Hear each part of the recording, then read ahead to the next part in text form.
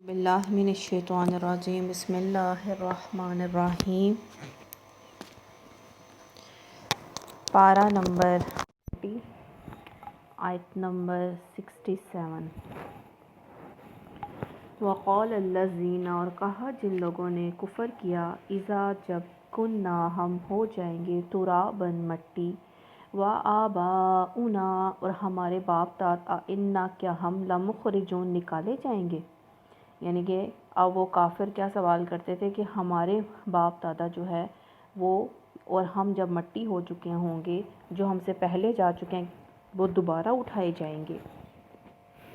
لقد وعدنا، تحقیق وعدہ کیا گیا ہم سے، ھذا یہ،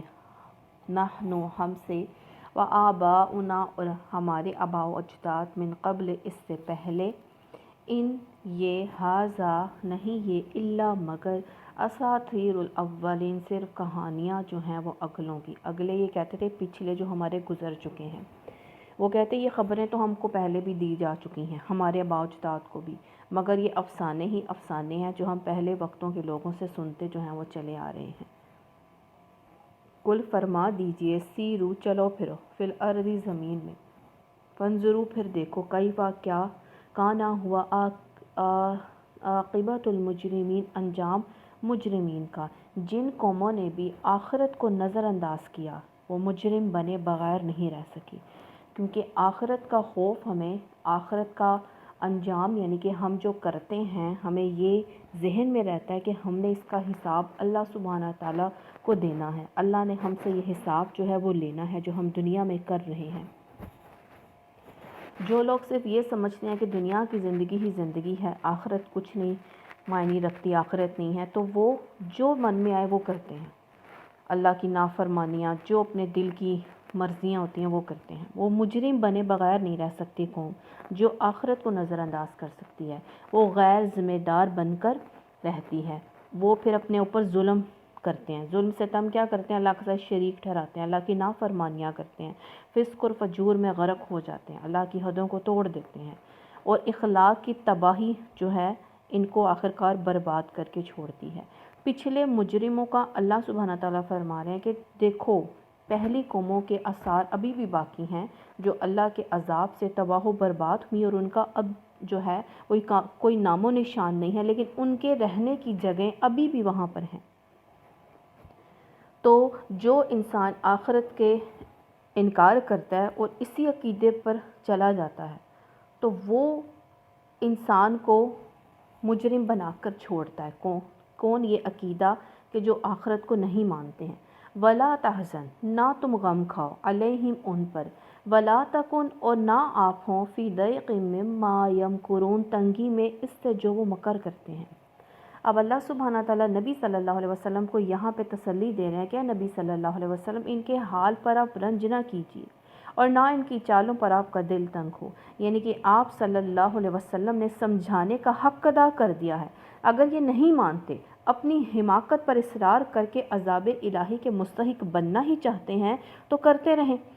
حقیقت اور صداقت سے لڑنے اور آپ کی اصلاحی کوششوں کو نیچا دکھانے کے لیے جو یہ گھٹیا درجے کی چالیں چل رہے ہیں، ان پر آپ صلی اللہ علیہ وسلم پریشان نہ ہوں، کیونکہ آپ صلی اللہ علیہ وسلم کی پشت پر اللہ سبحانہ تعالیٰ کی طاقت ہے۔ یہ آپ کی بات نہ مانیں گے تو اپنا ہی کچھ بگاڑیں گے، آپ صلی اللہ علیہ وسلم کا کچھ بگاڑ نہیں سکتے ہیں۔ وَيَقُولُونَ اور اب بھی یہی ہے، ہم مانیں گے تو اپنا بھلا کریں گے، اگر ہم نہیں مانیں گے، کوئی نہیں مانے گا تو وہ کوئی کسی کا کچھ بگاڑ نہیں سکے گا۔ وَيَقُولُونَ اور وہ کہتے ہیں، متى کب، ھذا الوعد یہ وعدہ، ان اگر کن تم ہو تم صادقین سچے۔ وہ کیا کہتے تھے کہ جس عذاب کا آپ ہمیں ڈراتے رہتے ہیں کہ وہ عذاب آ کیوں نہیں جاتا، کب وہ وعدہ پورا ہوگا۔ قل فرما دیجئے، عسیٰ شاید، ان یکون کہ ہو گیا ہو، ردیفہ قریب، لکم تمہارے لیے، بعد الذین کچھ وہ جو تستعجلون جس سے تم جلدی جو ہے، یہ فرما رہے ہیں کہ نبی صلی اللہ علیہ وسلم نے فرمایا کہ جس عذاب کو تم جلدی مانگ رہے ہو سکتا ہے کہ اس کا کچھ حصہ جو ہے آ لگا ہو، قریب، وہ قریب ہی آ جاتا ہو عذاب۔ وَإِنَّ اور بے شک، ربا کا تمہارا رب، لذو فضل البتہ فضل والا ہے، علی الناس لوگوں پر، ولیکن لیکن، اکثرہم ان کے اکثر، لا یشکرون شکر نہیں کرتے۔ یعنی یہ تو اللہ سبحانہ تعالیٰ کی عنایت ہے کہ وہ لوگوں کے قصور سرزد ہوتے ہی پکڑ نہیں لیتا بلکہ سنبھلنے کی مہلت دیتا ہے، مگر اکثر لوگ اس پر شکر گزار ہو کر اس مہلت کو اپنی اصلاح کے لیے استعمال نہیں کرتے، بلکہ مواخذے میں دیر ہونے کا مطلب یعنی کہ اللہ سبحانہ تعالیٰ کو گرفت نہیں کر رہا، اللہ کا عذاب نہیں آ رہا تو وہ یہ مطلب سمجھتے ہیں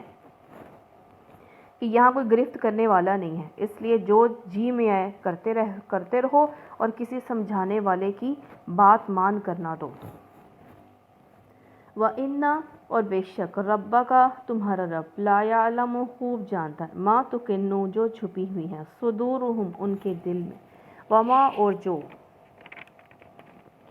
یعلنون وہ ظاہر کرتے ہیں، یعنی کہ اللہ سبحانہ تعالیٰ کے سب کچھ ظاہر ہے، چاہے چھپ کے کرو چاہے سامنے کرو، کسی طرح بھی کرو، اللہ تعالیٰ ہمارے ہر عمل کو دیکھ رہا ہے۔ وما من اور نہیں کچھ من غائبت کچھ غائب فی السماء آسمان میں والارض اور زمین میں الا مگر فی کتاب مبین کتاب روشن میں، یعنی اس کتاب سے مراد ہے یہاں پہ قرآن نہیں ہے، قرآن پاک نہیں، بلکہ اللہ تعالیٰ کا وہ ریکارڈ ہے جس میں ذرا ذرا بات جو ہے وہ لکھی ہوئی ہے ہر انسان کی۔ اتنا بے شک حاض القرآن یہ قرآن یقص بیان کرتے علی بنی اسرائیل بنی اسرائیل پر اکثر الذی اکثر وہ جو ہم وہ فیہ اس میں یختلفون اختلاف کرتے ہیں، یعنی کہ اس قرآن پاک میں ان واقعات کی حقیقت کھولی جا رہی ہے جو بنی اسرائیل کی تاریخ میں گزرے ہیں۔ اللہ سبحانہ تعالیٰ ان اختلافات کا فیصلہ جو ہے وہ فرما دیا ہے، اللہ تعالیٰ نے اس طرح وہ اختلاف کا فیصلہ فرما دے گا جو محمد صلی اللہ علیہ وسلم اور ان کے مخالفین کے درمیان برپا ہے، وہ کھول کر رکھ دے گا کہ دونوں میں سے جن حق پر کون ہے اور باطل پر کون ہے۔ چنانچہ ان آیات کے نزول پر چند ہی سال گزرے تھے کہ فیصلہ ساری دنیا کے سامنے آ گیا۔ اسی عرب کی سرزمین میں اور اسی قبیلہ قریش میں ایک متنفس یعنی کہ ایک انسان بھی ایسا نہ رہا جو اس بات کا قائل نہ ہو گیا ہو کہ حق پر محمد صلی اللہ علیہ وسلم تھے، نہ کہ ابو جہل اور نہ ابو لہب۔ ان لوگوں کی اپنی اپنی اولاد تک مان گئی کہ ان کے باپ ہی جو ہے وہ غلطی پر تھے۔ انا بے شک وَإِنَّهُ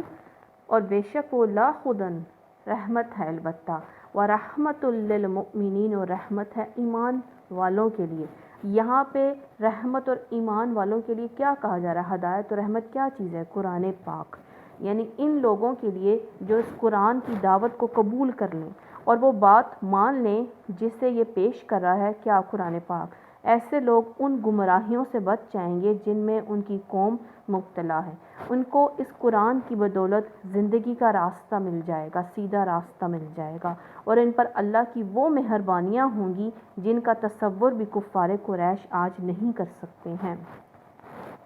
تو کیا پتہ چلا؟ سیدھا راستہ چاہیے تو قرآن کو جو ہے اس پر عمل کرنا ہوگا۔ اس رحمت کی بارش کو بھی چند ہی سال بعد دنیا نے دیکھ لیا کہ وہی لوگ جو ریگزار عرب کے ایک گوشہ نما میں رہتے تھے، پڑے ہوئے تھے، کفر کی حالت میں تھے، اس قرآن پاک پر ایمان لانے کے بعد یکا یک وہ دنیا کے پیشوا، قوموں کے امام، تہذیب انسانی کے استاد اور روئے زمین کے ایک بڑے حصے پر بادشاہ جو ہے وہ بن گئے۔ تو قرآن پاک جو ہے انسان کو ہدایت بھی دیتا ہے، رحمت بھی دیتا ہے، اللہ کی رحمت بھی برستی ہے، اور اللہ تعالیٰ اس قرآن سے عزت بھی انسان کو دیتا ہے۔ تو اس سے جڑے رہنے میں ہی عافیت ہے انسان کی، دنیاوی بھی اور آخرت کی۔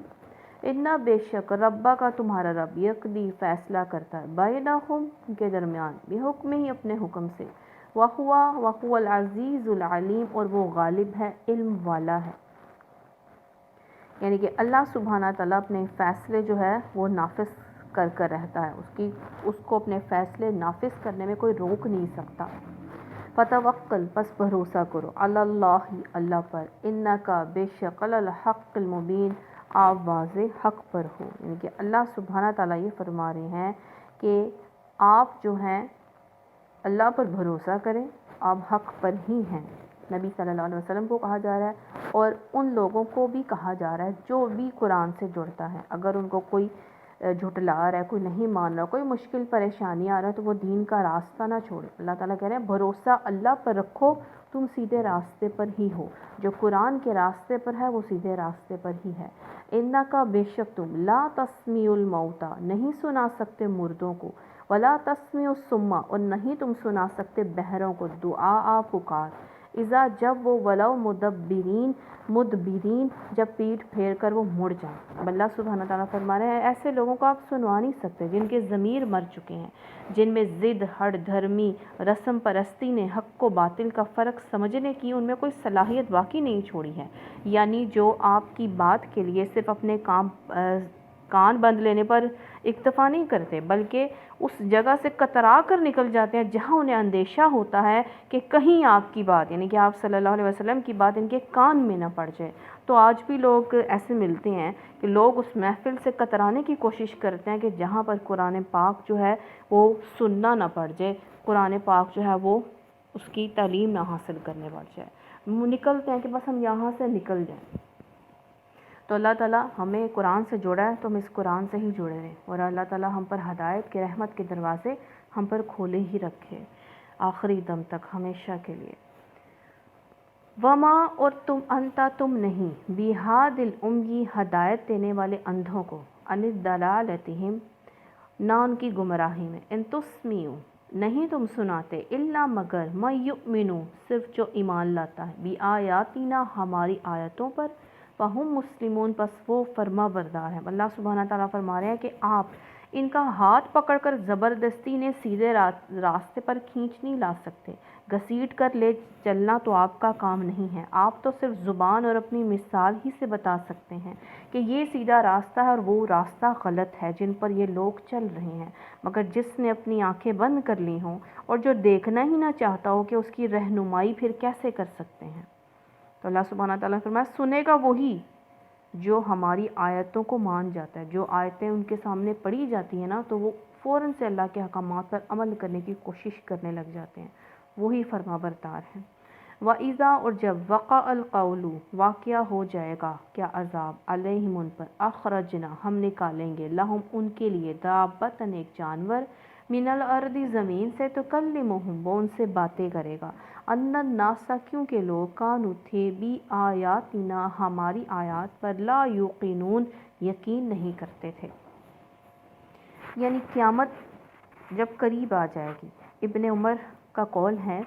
یہ اس وقت ہوگا جب زمین میں کوئی نیکی کا حکم کرنے والا اور زمین سے روکنے والا یعنی کہ بدی سے روکنے والا زمین پر باقی نہ رہے گا. ایک حدیث جو ملتی ہے ابو سعید خدری رضی اللہ تعالیٰ عنہ سے، وہ فرماتے ہیں کہ یہی بات انہوں نے خود حضور صلی اللہ علیہ وسلم سے سنی تھی. اس سے معلوم ہوا کہ جب انسان امر بالمعروف اور نہی عن المنکر چھوڑ دیں گے تو قیامت قائم ہونے سے پہلے اللہ ایک جانور کے ذریعے سے آخری مرتبہ حجت قائم کر دے گا. یہ بات یعنی کہ بہانے سارے ختم ہوں گے. اللہ تعالیٰ نے آخری وقت تک انسان کو ہدایت کی طرف لانے کے لیے تمام اسباب جو ہیں وہ کیے، تو آخری مرتبہ حجت قائم کرے گا. یہ بات واضح نہیں ہے کہ یہ ایک ہی جانور ہوگا یا ایک خاص قسم کی جنس حیوان ہوگی